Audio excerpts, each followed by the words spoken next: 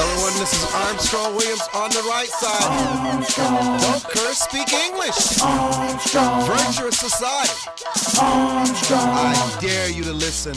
Hey, turn it up. Hey. Armstrong. Get on the right side. Armstrong.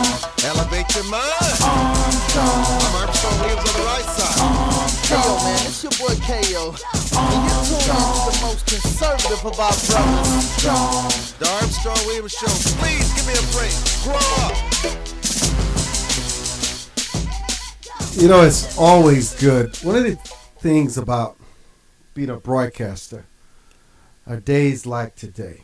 Every day is wonderful, but you know, my hero, I've just known him.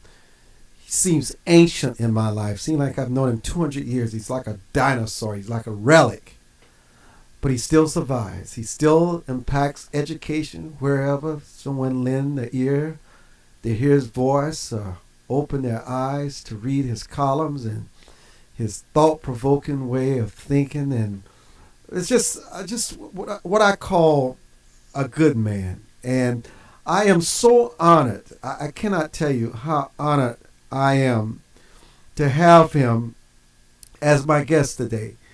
You know, I would tell you that his exercise, his occupation is thinking.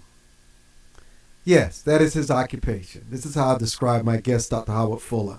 His occupation is thinking. And thinking is excellent exercise, as much as lifting weights, swimming, or jogging, especially when we're thinking about how to solve and ease the educational crisis that our fellow man face in this nation. And so the human experience is a magnificent, it is so magnificent if from time to time we allow ourselves to be vulnerable and trust a conscience that is the sum parts of our existence. And this is a man that trusts his conscience. His life is history in motion, both present, past, and in the future. Let me just stop this and welcome my hero, Dr. Howard Fuller, because I'm getting. Yeah, I was trying to figure out who you had on the air. I thought maybe there was 2 or 3 of us on. You know. So. I mean it though. I mean your occupation is thinking. Yeah, well, I hope it's also acting. You know what I mean? It's you got to think, but then at a certain point you have to act. My man, I just said that you were transformative. So it's obvious that your thinking becomes action, but your occupation is thinking, and I can't say that about many people. Welcome to the show.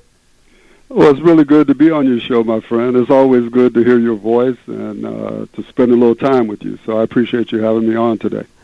And my co-host every day on Tuesday, Milo Pinkney. Milo, welcome to the show. You're among giants today. Howard Fuller. Armstrong. Thank you. Howard Fuller, the chair and co-chair of the Black Alliance for Equal Opportunity. He is regarded as the nation's most influential American spokesman for school choice. And I want to tell you, Dr. Fuller and I were the beginning of the Black Alliance. I never forget walking through wherever we were in Milwaukee or wherever we were, and we came up with this idea, and he wanted to go on the slow track, and I put it on the fast track. And man, look at what it has become. Talk to us why school options are so important, and talk to us about your work.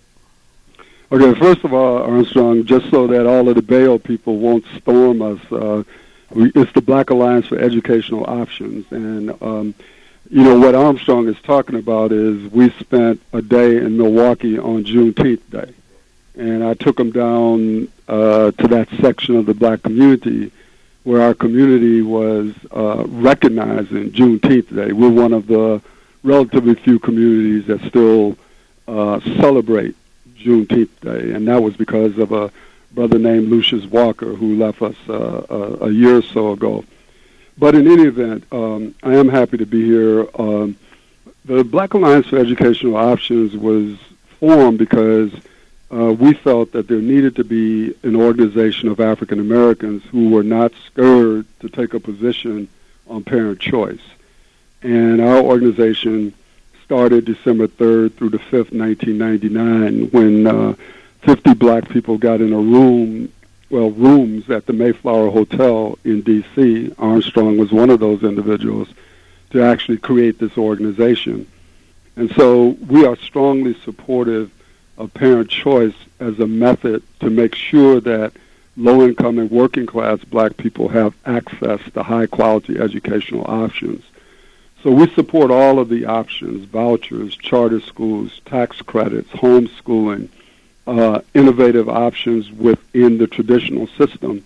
And we also think that it's important that we make certain changes in the traditional system, tenure reform, dealing with the whole issue of whether or not the last people in should be the first out.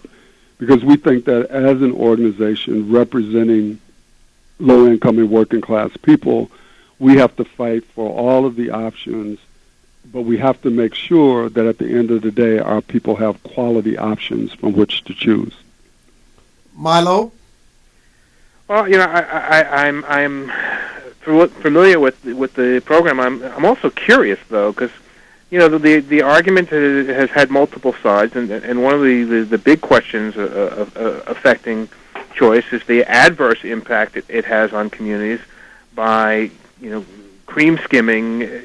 cream skimming, and the adverse impact that practice has, particularly on families of color. Can you speak to that at all? First of all, what I always find interesting about that argument is I've never seen one iota of proof that has in fact has occurred. So, for example, if you look at the voucher program in Milwaukee, which is now over 20 years old, the studies will show that 20 years ago when we started, people made that argument, but in fact the opposite is true. That because the program was tailored to low-income and working-class black people, that in reality what many of these schools are getting are not, quote, cream, whatever that is in our community these days, but they're actually getting students who are worse off, because logic would tell you that if people are happy in a school that they're in, why would they leave to come to another school? So that was an argument that people have thrown out there, and unless you've seen it, I've never seen any study that documents that to be true. Now, the other part of this is that we have to look at all of the various options. So you have to look at charter schools, you have to look at private schools, you have to look at partnership schools, virtual schools, all of the different options that have developed over the years. And what we now have, for example, when you look at charter schools, we now have 41 states and the District of Columbia where more than 2 million students, almost 5% of the total enrollment in public schools, now attend charter schools. Some of those charter schools are terrible schools. Let me just put that up front. But there have also been some very good charter schools. So what we have in this country, actually, across the educational sector, we have some great schools that are part of the traditional system. We have some great schools that are part of charters. We have some great schools that are part of the private school sector. And then on the flip side, we have some terrible schools in each one of those sectors. And I don't think any proof that giving people options means that you're going to, quote, cream. I'm not suggesting, by the way, that I'm not arguing in favor or against here. I'm really trying to get out some what I believe to be pertinent information. But notwithstanding the cream skimming, whether it occurs or doesn't occur, I think you would agree that one common denominator with school choice is that the parents that are fighting for it are disproportionately more involved in their children's education than the parents that are quiet on the subject. And then I don't know that I would agree with that. I mean, I'm not trying to be argumentative, but what I'm saying is, as you put these arguments out here, or points out here, I should say, what I'm trying to say is that a lot of these points have been put out there over the years without proof that that's true. So people make assertions and then move on as if. Well, let me, for the purpose of clarity, then let me say, phrase the question this way. Okay. Assuming the logic that parents that are pursuing choice are more closely involved in their child's education than parents that are not engaged in the debate, that in those cases that a a logical byproduct of choice may adversely impact upon the peer composition within the school. And that you would, by default of parents who are more involved, you would have a logical conclusion would possibly suggest that a disproportionate number of the students who have these more involved parents are going to be the superior students, if for no other reason than default of their parental involvement.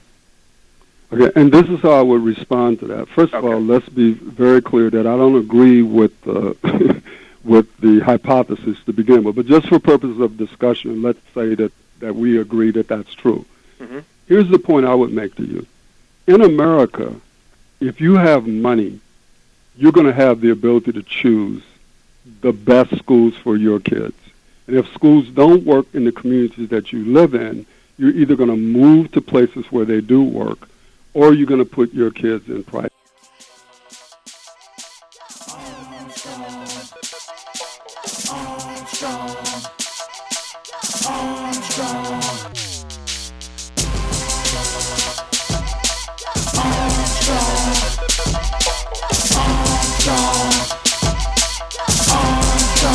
Hi, this is Armstrong Williams. Just like the Affordable Care Act seeks to ensure people with public or private coverage can find high-quality health care, AAA911health.com offers consumers you with access to better information, quality care, and big-time savings on your health care. Yes, big time.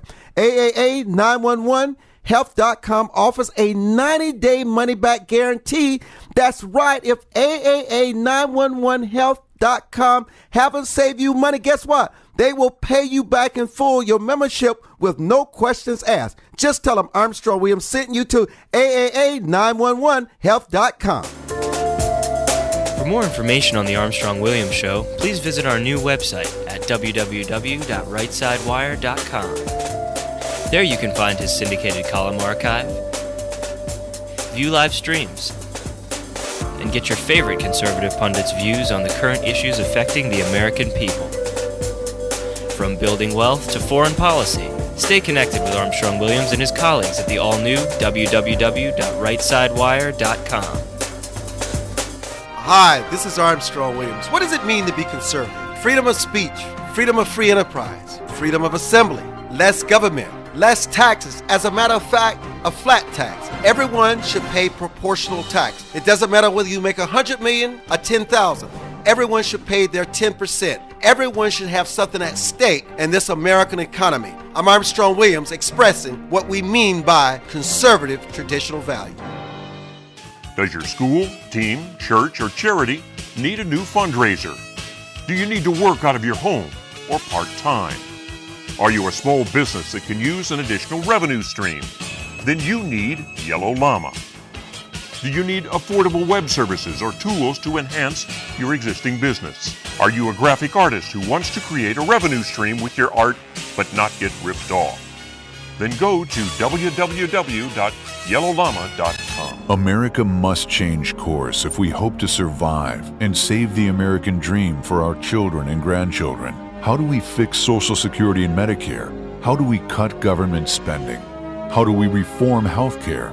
How do we simplify the tax code? The Heritage Foundation has a bold plan that tackles these tough problems using common sense solutions that leave partisan politics on the sidelines. Find out how we can save the American dream at savingthedream.org, paid for by the Heritage Foundation.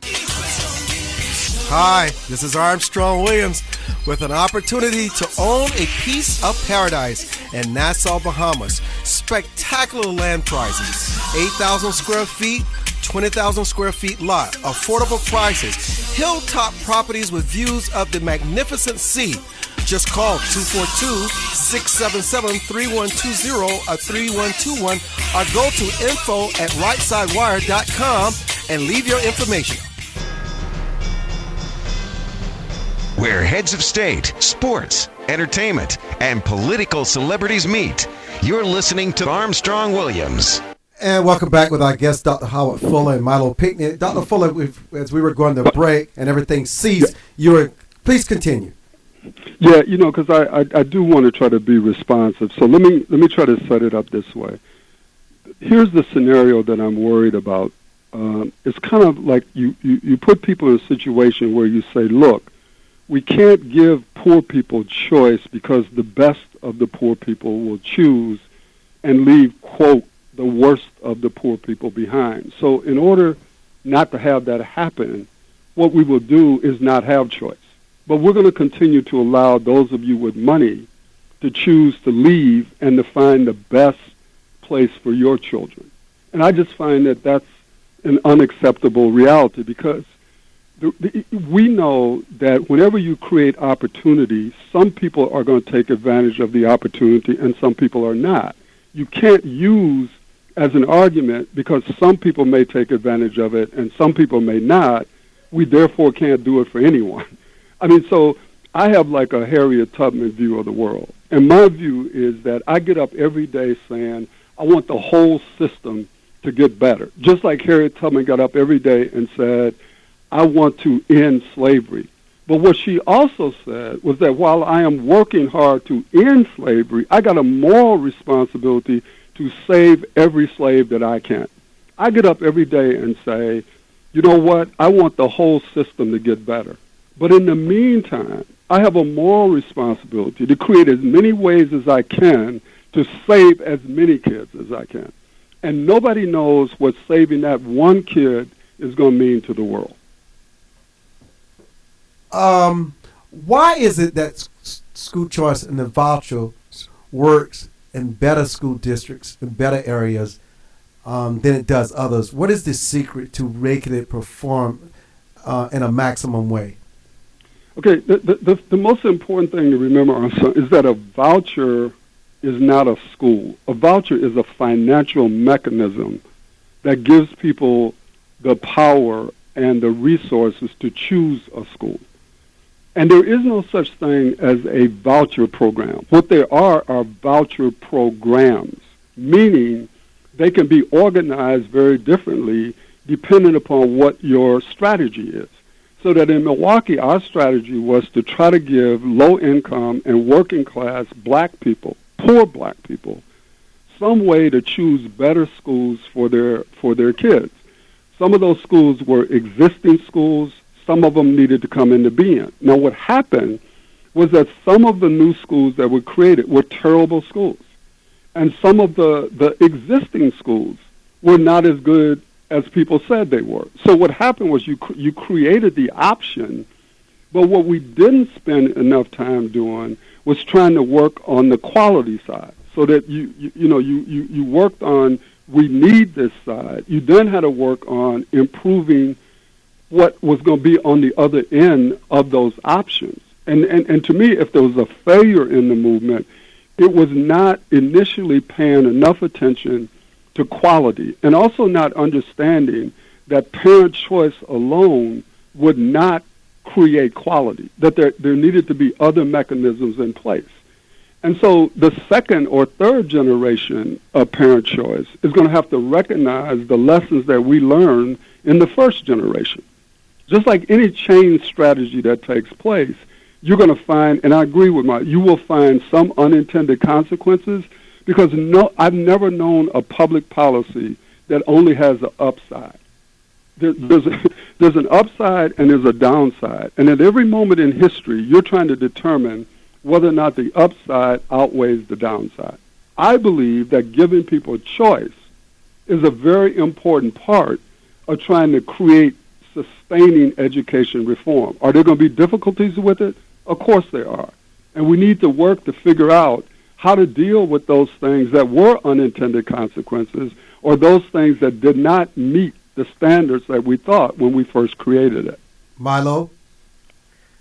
I hear all of it. I guess one of my concerns is that, and I don't mean to put words in your mouth, Doc. You said that okay, Milo. The objective is to provide for blacks, and I'm not sure if that was actually what you meant to say or if it was to provide for lower economic, because while it's true that frequently the lower economic communities have a large number of, or noticeable number of black members within the community, it seems that this is more of an economic discussion than one of a racial discussion.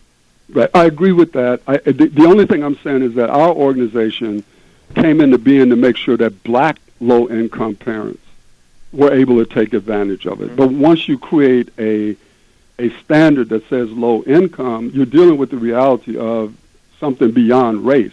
And you are, in fact, dealing with socioeconomic class. It's just that, at least me, I believe that every day, if somebody doesn't get up saying, yes, I want all kids to take advantage of this, but I'm representing the interests of the black community, which is where we're coming from. No, understood. That's the reason why I explained it in that way. I think for myself, when the whole, fortunately, my children are beyond the age where this is an issue that directly affects my family, but I am sensitive to the community at large, and within the construct of that sensitivity, I try to have a balanced approach to all of it. Having said that, one of my concerns with the whole choice issue is I think that when we have school choice, and understand I am fully in support of school choice, but I think that the downside of school choice is that we're going to lose students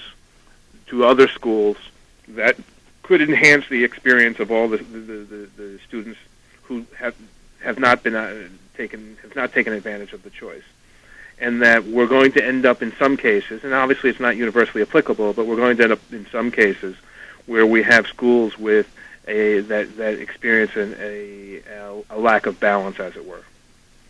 Yeah, but see, my point is that we already have that in America, right? Mm-hmm. So you're faced with the reality you cannot come up with a perfect social policy or education policy that's going to answer every possibility. And so, again, I'm back saying at a certain moment in history, you, me, all of us who are out here, have got to decide, are we going to let the perfect be the enemy of the good? Or are we going to try to put into place some mechanisms that are going to save a significant number of our children who would not otherwise be saved? Does that mean then you stop there and say, well, for those of you who didn't get the choice, too bad? No. To me, you fight on both ends of this. It's just like you can't say that we don't understand the impact that poverty and other things have on kids before they ever get to school. So we're going to fight only to change schools. We're not going to try to do anything about the conditions that impact kids before they ever get to school. I mean, that's reason and logic, although it's not widely used as much as we'd like. It is reason and logic, but I accept all those premises. I guess where thing that concerns me is, and you've said it on a couple of occasions in this discussion today, that there isn't any definitive evidence, pro or con, that there's a negative impact or a positive impact derived from choice. So why are we fighting for choice so aggressively? If we don't have definitive data, empirical data with which to make an evaluation on its merit, why are we fighting for it so aggressively? Okay, first of all, I did not. If I said that, there is evidence out there. I mean, you can look at all of the studies that Patrick Wolf did of the Milwaukee program. You can look at the study that Paul Peterson did of the impact of choice on college going in New York. There are any number of studies out there that will talk about a positive impact. The fact of the matter, though, is we live in America. And the one thing that you know and I know is that no matter what kind of study you come out with, there's going to be another group of people who are going to come out with a study that contradicts that study, right? I mean, that's just the reality of what of the world in which we live in. But the point, having acknowledged that, how can you dispel the hypothesis that because I would argue that all of the people out here like me who have money and have the ability, if I had kids, to make sure they got into the best schools, if you walked up to us and say, how would you like to give up your ability to choose? You would look at them like you're crazy, because what's happening out here is people will say, many people who condemn choice, but they're using it for their own children. They would never put their kids in schools, for example, that they teach in, but they don't want those kids to have choice. I mean, you look at the top leaders in this country who are all exercising choice on behalf of their own kids, but then have issues with poor people being able to exercise that choice. So my point, Mo, is that with all of the shortcomings, I would argue that in a democracy, there is a value to having choice. Even if at the end of the day, some of the choices that people make are not great choices, I would rather have the power to choose rather than to say, because you may not make the best choices or we don't have the most perfect thing, we're not going to have choice. Do you think it's reasonable? I'm in the group that says there's a value to having choice. Do you believe it's a reasonable assumption to say that given the choice or the absence of the choice, that the greater probability is that students that are likely to opt out of schools with concentrations of disadvantaged children are inclined to do so? Say that again? Would you agree that students are especially likely to opt out of schools with concentrations, with disproportionate concentrations of the disadvantaged students, and that would adversely impact the students whose parents have elected not to take advantage of it? Dr. Fuller, can you come back and answer that? I can try. Yeah, I can try. Thank you. We'll be back. Armstrong Williams returns in a moment.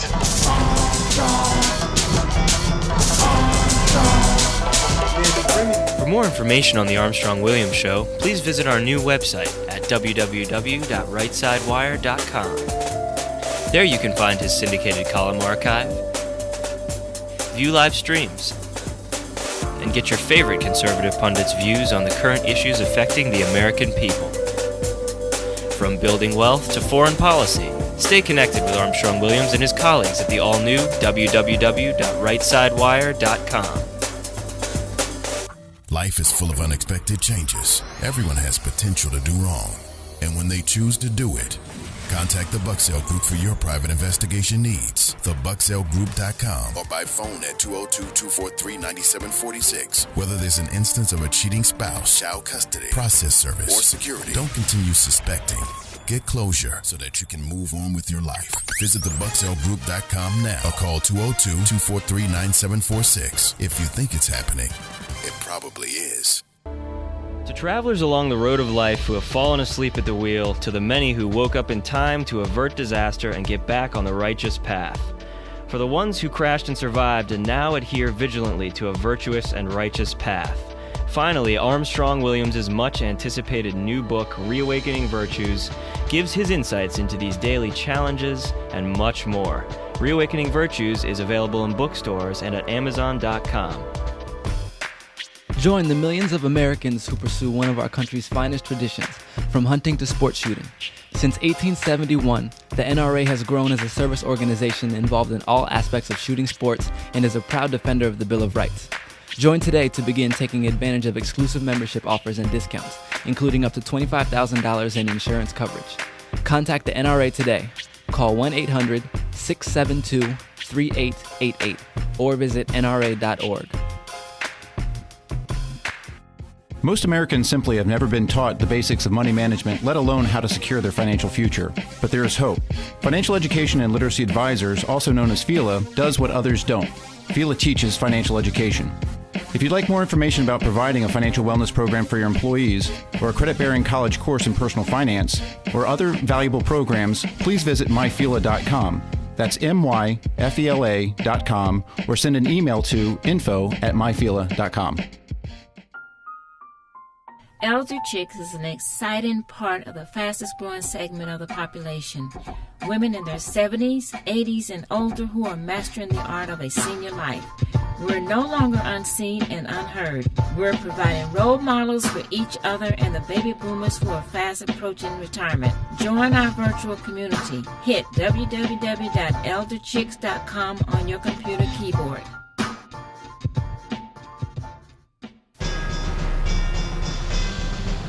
Where heads of state, sports, entertainment, and political celebrities meet.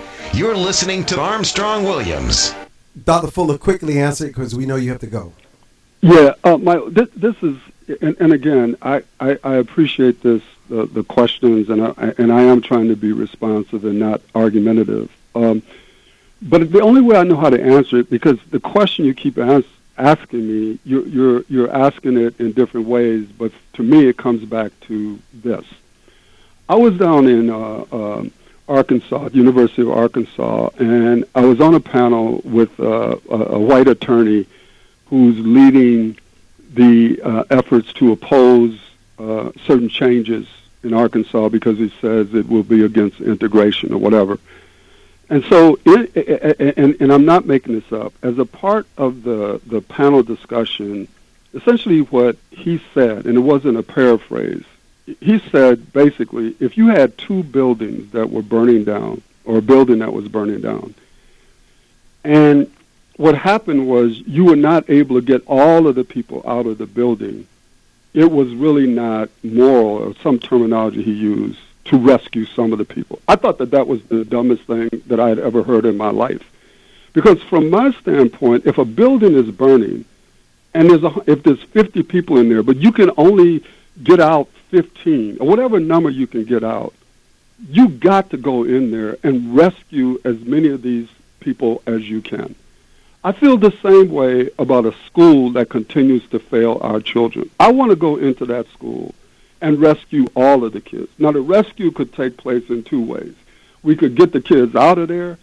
We could actually turn the school around. There may be a couple of different strategies. But at the end of the day, if the only strategy that I have is one that gives a percentage of those kids an option out of there, I'm going to pursue that. Now, I'm not going to say, okay, now that I got you all out, I'm not going to pay any attention to the kids who are still there. I am going to continue to fight to make sure that those kids get a great education as well. But I'm never going to be in a position where I won't exercise the option for some of these kids to be able to get to a better environment because I can't get to all of them.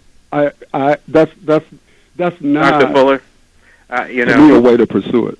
If it were appropriate to applaud, I would applaud you right now because that's the most logical and rational response I've heard on the subject. And I can't thank you enough for ending this discussion on that note. Dr. Fuller, I really appreciate you having me, and it's good to meet you, and always to my friend Armstrong. Amen. I know you're going to keep pushing, so thank you for having me on. I'm a believer. All right. Thank you. Talk to you later. What you are about to hear is perhaps a truly amazing piece of sports history from a very dear friend who's had an impact on my career early on, who's written a superb book, The Chance of a Lifetime, an amazing Super Bowl story by Dennis Wholley. It is so appropriate given the fact that I'm about to put on my boots and my spurs and head to New Orleans to get busy with Mardi Gras and the Super Bowl. One of my favorite, and the reason why I love the Super Bowl, because it usually falls on my birthday, February 5th. This time it's on February 3rd, so 2 days later, it's good enough for me, and I'm going, Dennis Wholley, what took you so long to get back here? And happy birthday to you. Oh, not so quick, buddy. I'm saving that for the Big Easy. Well, I hope you have a terrific time. I think it's going to be a terrific ball game. And, as a Washingtonian, for quite a few years now, we were disappointed, of course, that RG3 got hurt. They didn't continue to play without him, and my allegiance has shifted over to Baltimore, and I hope that they give the 49ers a good run for their money.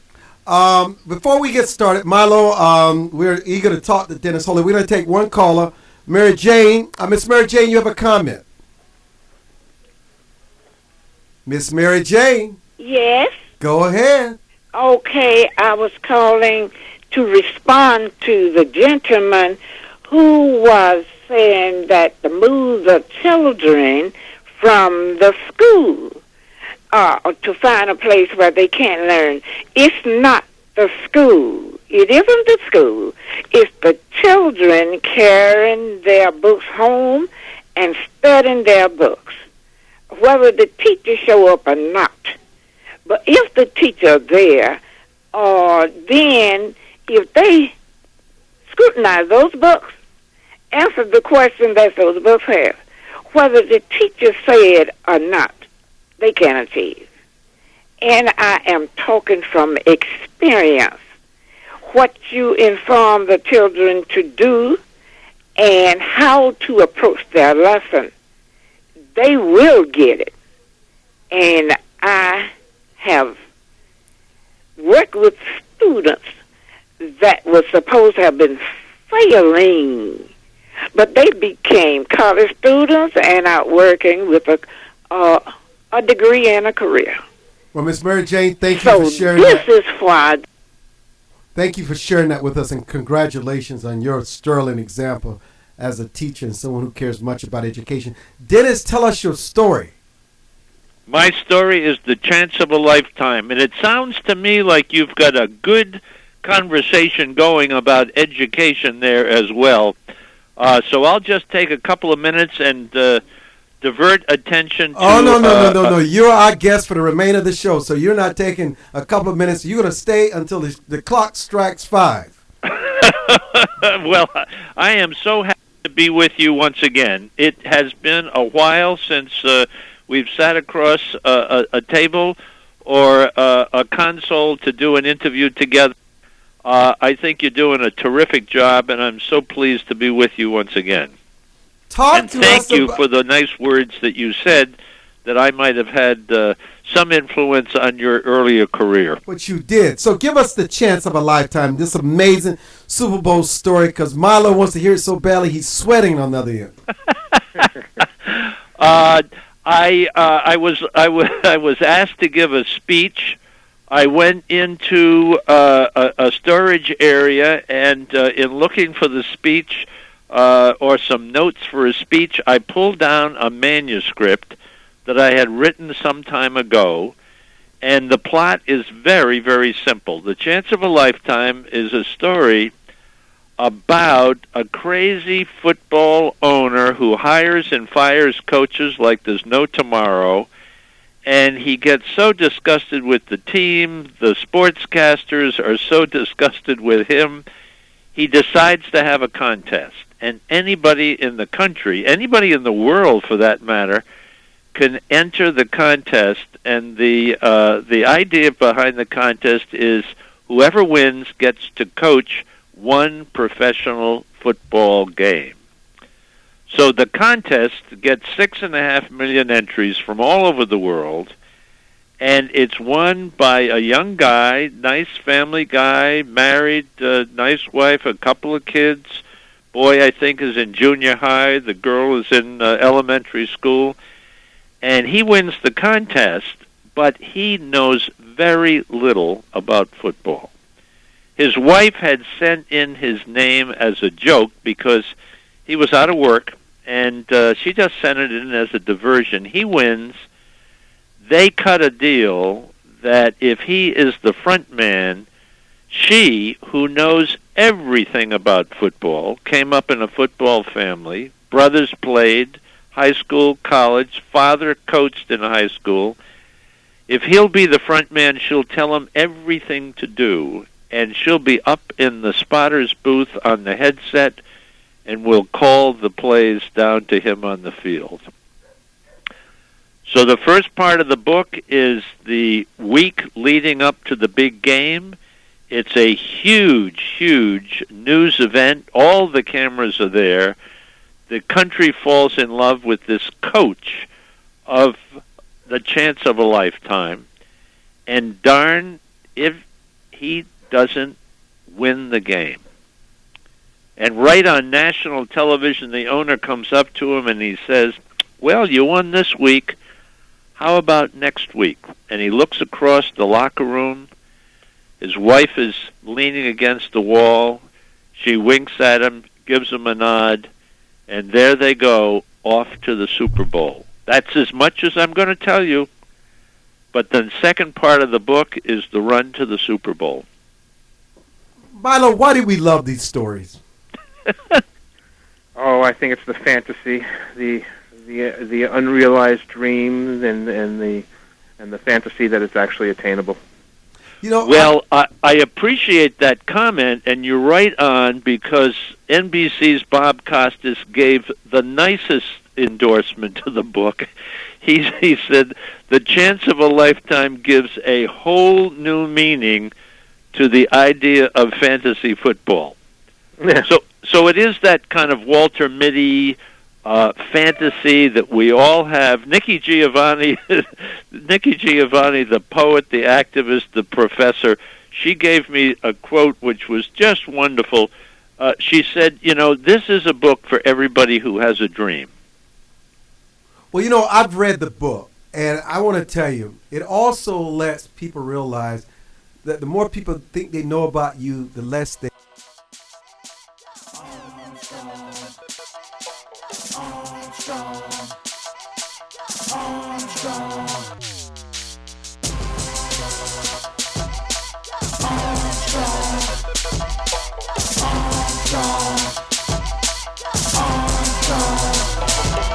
Hi, this is Armstrong Williams. Just like the Affordable Care Act seeks to ensure people with public or private coverage can find high-quality health care, AAA911health.com offers consumers you with access to better information, quality care, and big-time savings on your health care. Yes, big time.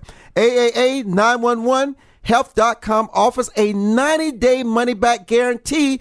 That's right. If AAA911health.com haven't saved you money, guess what? They will pay you back in full your membership with no questions asked. Just tell them Armstrong Williams sent you to AAA911health.com. For more information on the Armstrong Williams Show, please visit our new website at www.rightsidewire.com. There you can find his syndicated column archive, view live streams, and get your favorite conservative pundits' views on the current issues affecting the American people.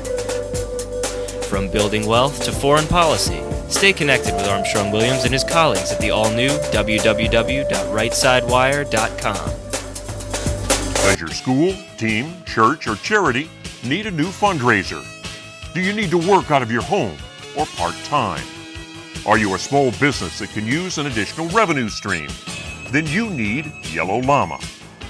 Do you need affordable web services or tools to enhance your existing business? Are you a graphic artist who wants to create a revenue stream with your art but not get ripped off? Then go to www.yellowllama.com. Anderson Brothers Bank, a family-owned and operated establishment that blends traditional personal service, local market awareness, and advanced technology to meet the financial needs of its customers. Visit abbank.com or call 843-464-6271 to see how they can assist you with your banking needs. Anderson Brothers Bank, celebrating 75 years of community banking, the way it should be. Stability right in your backyard since 1933. America must change course if we hope to survive and save the American dream for our children and grandchildren. How do we fix Social Security and Medicare? How do we cut government spending? How do we reform health care?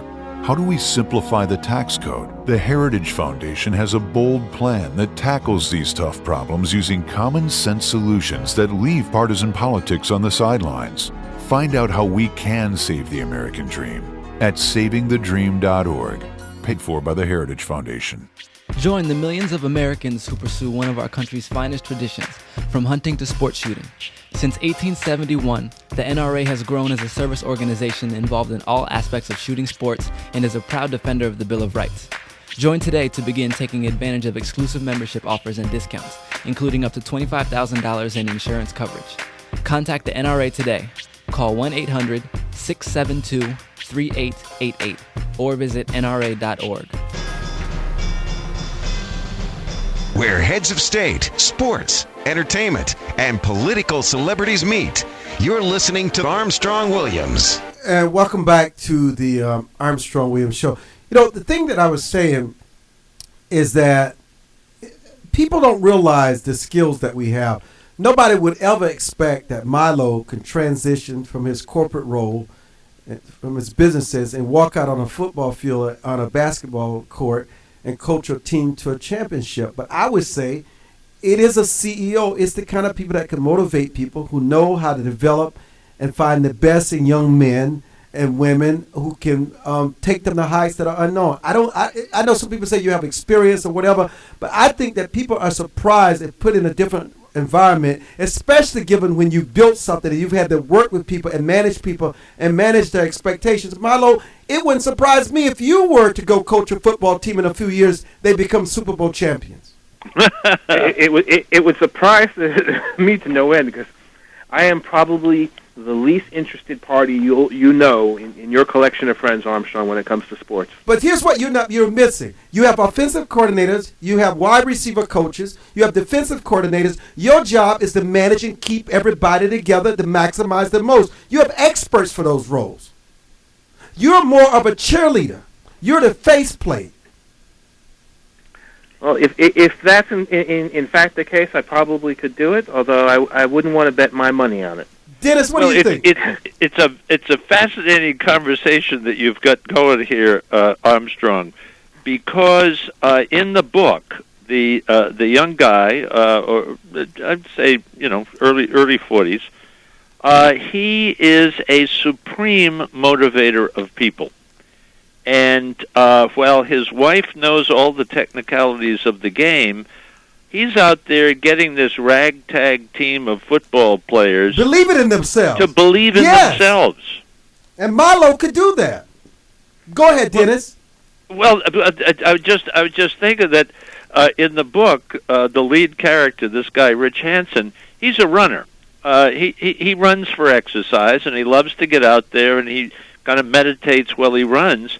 But the job that he had that he no longer has was a kind of a marketing, a PR, kind of a motivational guy within the company, and that's the skills that he brings to the organization. And it's interesting. There's a weekly column. I'm sure that you might see it. There's a weekly column in the Sunday business section of the New York Times, and I think it's called The Corner Office. And every week they do an interview with a CEO. And the CEO consistently is saying that his job is to, obviously know his product, know his company, and then to motivate his employees and delegate to the people who really know. And the other thing that you got to have, which this book really brings across, is that your players and your team must have the trust of your intellect, your common sense, and as much as they may trust that, once you translate that into results, they become a believer. People have won championships and have done remarkable things, Milo, in some of the most unorthodox manners. No, I would agree. Do you get the feeling, Milo, that Armstrong's trying to convince you into Armstrong's on the aggressive sales side? Well, he may be trying to convince you into a new career. Yeah, well, no, I understand what he's saying. The bottom line is running a successful campaign on a football field is not substantially different than running a successful business campaign. It is not. And I would have to agree with the logic from that, although I can't speak to experience. When I was in high school, I played hockey, not a popular sport amongst the black community, and I was a martial artist, which was not really a team sport. But I understand the concept. But football is a game of strategy, and I guess I could translate my chess experience to football. Well, interesting that you tossed hockey into the equation, because the original idea for this book came from a situation that I experienced when I was a broadcaster back in Detroit. They fired the coach of the Detroit Red Wings. Well, they didn't really fire him. They kicked him upstairs. And when I say kicked him up, they made him general manager. But in addition to making him general manager, they literally did kick him from behind the bench to a booth upstairs. But he was so invested in coaching the team that he had a phone installed between upstairs in the press box, or in the owner's box, I guess it would be, and behind the bench, and he was always sending in the plays. Always sending in the. He couldn't stop coaching, even though they had kicked him upstairs. The idea for the book doesn't work for hockey. It's too quick. Hockey's too quick, and it doesn't work for baseball, even for basketball as well, because I contend that basketball and hockey are the same game. But it does work for football, and we've all seen, whether you watch football avidly or you just are passing the channel on a Saturday or a Sunday or Monday or Thursday, you'll see the coach walking along the sidelines on the headphone. And if you can think that somebody nowadays, it's very interesting. The coaches on the sidelines are now sending in plays because the quarterback is wearing a helmet that is wired, and the coaches on the sidelines can communicate directly to the quarterback. And they talk about the noise factor in certain stadiums getting in the way of the quarterback being able to hear what the coaches are saying. Just back it up a few years, and those plays and the observations being made by offensive and defensive coaches were being made from up top and sent down to the quarterback by the headset. And interestingly enough, I have half ownership in a little cottage up in Rhode Island, right on the water. There's a guy up the road. His name is John Hooper, and fascinating gentleman, appears to be about 80 years old or so. He and his sons, he invented the original headset that allowed coaches to communicate from up top to down on the sidelines, and they have a huge business, and that's all they sell, he and his sons, headsets. You know, I am such a huge football fan. I'm such a sports enthusiast and a tennis fan. But when I watch football, and I don't miss a game, I start from the previews at 12, and I don't stop until NBC completes their Sunday night game around 11:30 p.m. Sunday night. And I will tell you, 40% of the plays that I want to call, the coach ends up calling them, and 30% of them usually work. Well, you know the game. 40. I'm talking about 30 to 40. So I'm telling you, I have fantasized of being a Super Bowl coach. Well, see, so this is a perfect book for you, and it's a perfect book for anybody who has fantasized this idea that, you see something and you say, well, I could have done a better job. And a lot of times people say that about anything that they see. I could have done a better job. Well, this is the idea where somebody's put in that situation. Isn't there there's a show on television, Undercover Boss, huh? Where the boss has to go in and exchange roles with the daily day-to-time workers, and sometimes the boss can't do what the people do on a day-to-day basis, but then reverse the role, and it's not easy to be a coach, but Armstrong, you may have carved out another career for yourself. Yeah. There you go. Let me ask you a question, Armstrong. What fascinates you so much about the game that you are so invested in watching the full range of what's on television as far as football is concerned? The one thing about entrepreneurs, and I'm not saying business owners, they're different. You've got to always find the best pool of talent.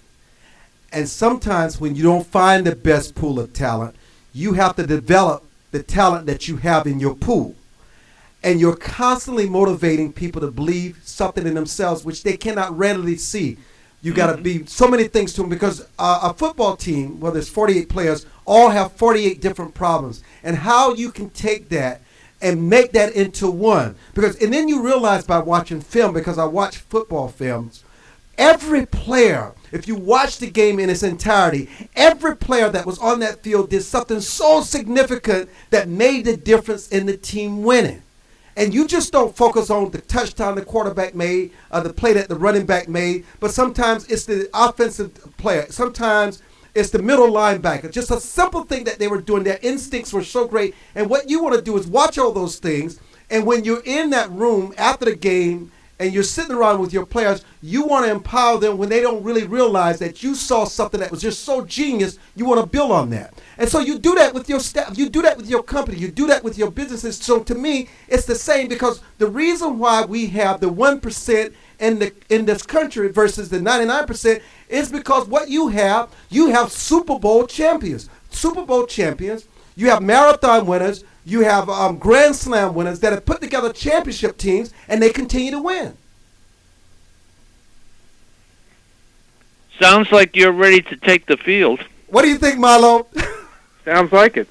Oh, listen, I love but the book. I want to go back to the question that I was putting out there for Armstrong. What is there in you that brings you so much delight in being invested in watching the football and knowing the games? Milo doesn't watch it. Huh? Right, Milo? No, I rarely watch it. We're out of time, but look, you've got to go out and get the chance of a lifetime. An amazing Super Bowl story by Dennis Wholley. It is fantabulous. It is fantastical. It is you. For more information on the Armstrong Williams